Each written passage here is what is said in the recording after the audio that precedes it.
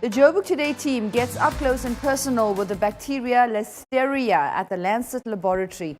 We also chat to Dr. Juno Thomas of the National Institute of Communicable Diseases about the disease. Listeria is a bacterial infection, right? So that is why microbiology is so very important, because we test for bacterial infections. That is what we specialize in. So what happens is the patient will send in either a blood culture or a CSF, that is your cerebrospinal fluids, okay? And that is how we will test for Listeria. We will then culture it onto plates. Now when I say culture, I mean just like you and me, bacteria want certain foods for them to grow, otherwise they are not able to grow. Okay, so we want the organism to grow so that we can identify it further. So basically we will plant it on these kind of plates. So this will be like a blood agar plate.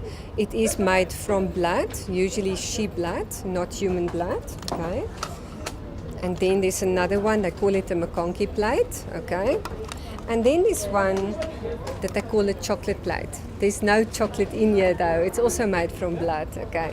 So that is what we will culture all our blood cultures on, all right? So what the patient will do is the patient will submit blood into a bottle like this, and then from here we will culture it. So we have a machine in the laboratory that actually you put the bottles in there, you load all of them in there, they stay in there for 5 days. And within those 5 days, if there is bacteria in the bottle, it will start to grow and it will come up. It can come up after 1 day, after 2 days, or even after 5 days, it can come up positive. Okay. So basically, Listeria is one of those. It comes up quite quickly. So I would say within 2 to 3 days that it will start growing in the bottle. The machine will pick it up and the machine will flag it as a positive culture. We will take it out of the machine and then from there we will process it. Okay. Process meaning that we will basically put the blood on the 3 plates that I've just shown you. We will also do a slide and we will do a gram stain. So that little slide is a little glass slide that we look at under the microscope. And Listeria is what they call a gram-positive bacillus. So it's just a type of organism, okay? So they will be rod-shaped, small rod-shaped organisms. And when I say gram-positive, they stain purple, okay? So they will stain a purple color, and that is how we will kind of have an idea of what we're dealing with. From there, we will put up a sensitivity. A sensitivity is what we call your antibiotics in layman's terms, okay? So your antibiotics will be basically 5 antibiotics that we will put up specifically for Listeria, and those antibiotics will be quite sensitive most of the time, so meaning that the doctor can use any of those antibiotics to treat this patient with, all right? So basically, your Listeria will look like this, more or less. So this is not a Listeria. This is a Streptococcus grubi. But Listeria looks the same on a culture. So it will be a hemolytic colony. So when I say hemolytic, you can see that it has that clearing around the colonies. It has clearing. Okay, so that is what it would look like. And then we also have a little plate that we call an esculin plate, esculin. So esculin is also part of the identification methods. So what we will do is we will just put a little drop of blood on here, and then if it is positive, it will turn black, okay? And that's already an indication that we're dealing with a possible Listeria. And then basically from there, we will identify it on our other machines. Now we have a machine there in the back. It's called the mass spectrophotometer, and that one will basically weigh the proteins in the bacteria and from there identify it. Once we have an identification, that is when we will put up certain antibiotics that is specific to the organism that we are dealing with. Dr. Thomas, welcome. Great to have you with us. How serious is the situation in Gauteng right now? So at the moment, we're still seeing most of the cases of newly confirmed Listeriosis from Gauteng province. Up to date for the year of 2017 and now the first few weeks of this year, over 60% of the cases nationally have come from Gauteng province alone. So it still seems to be the epicenter of the current outbreak. Do we know why? So we aren't quite sure as to why. I mean, there are a few theories, and perhaps we can speculate. For example, that the contaminated food may be produced or distributed from Gauteng. So it might be more likely that people living in Gauteng have easier access to the food, and it's more readily sold in retail outlets in Gauteng rather than wider in the country. But the fact that we're seeing cases across all provinces means that people everywhere across the country also have access to this contaminated food item.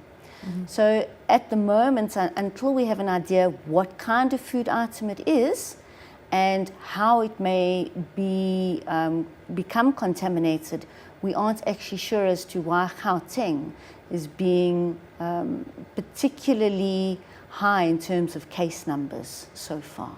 From your research, can you actually pinpoint exactly when this latest outbreak began?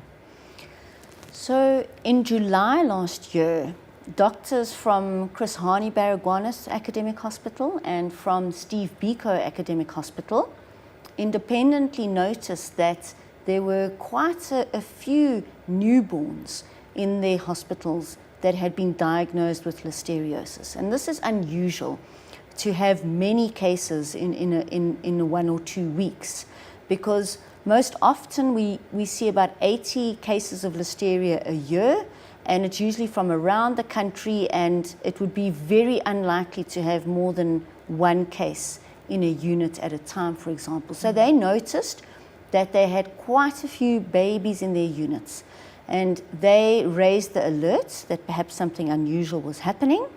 And from July then we started to get data on the case numbers and started to look for cases and get the laboratories to report them to us.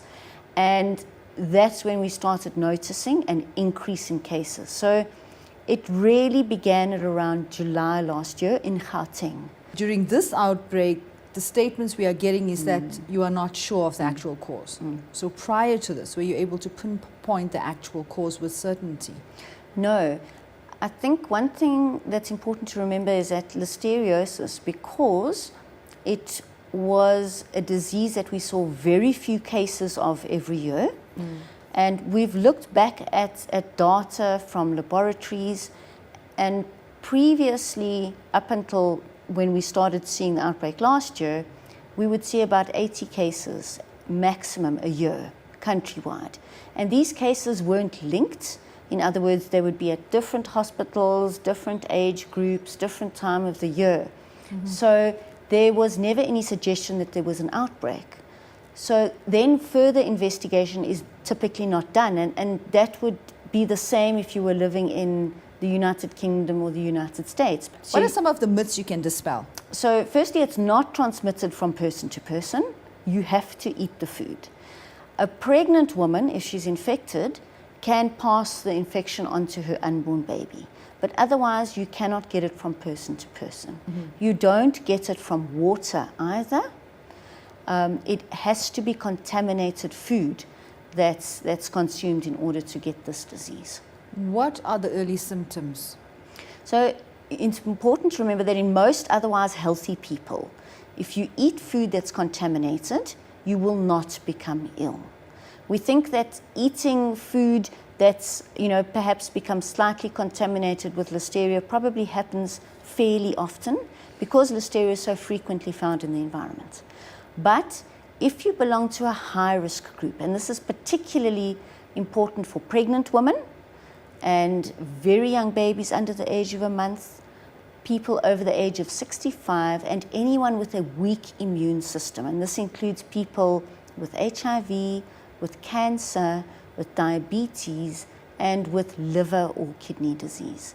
Should they eat food that's contaminated, they're at much higher risk of getting ill. The least severe form of listeriosis is a fever and diarrhea type illness, what we would call a gastro. But that typically is not severe and goes away on its own within a few days.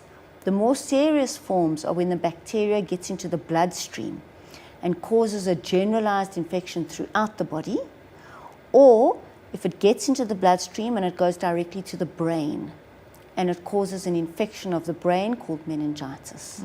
In the case of pregnant women, the bacteria gets into the bloodstream and travels to the placenta and then replicates there and causes infection in the unborn baby. So this makes them more vulnerable because it simply enters the bloodstream and they're at high risk. Yeah. And so is the baby. So, and pregnant women may not necessarily even get sick or have very mild flu-like illness and a fever, perhaps with diarrhea, such that they really wouldn't ordinarily go and even see their doctor. But the risk is that the Listeria can get into the bloodstream and travel to the unborn baby.